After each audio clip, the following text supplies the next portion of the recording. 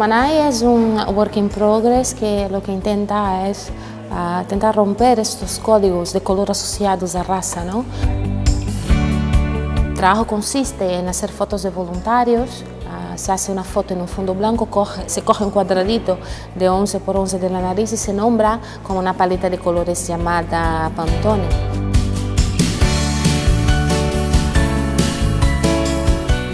Yo doy un trocito de mí, no solo en forma de fotografía, pero en forma de historia, a absolutamente todos que me dejan su cara y me dejan su historia también, ¿no?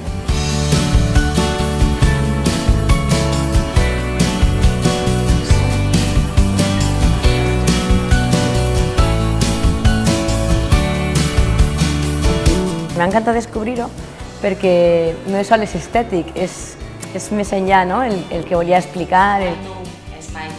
M'ha quedat en això, en que sí que serveix per ensenyar a la gent un poc la diversitat.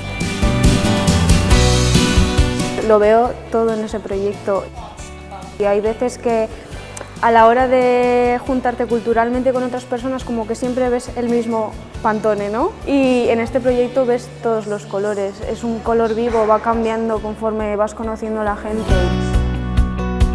Es inspirador que en lugar de ser un proyecto realmente como trabajo, pues es en plan cambiar las conciencias de la gente.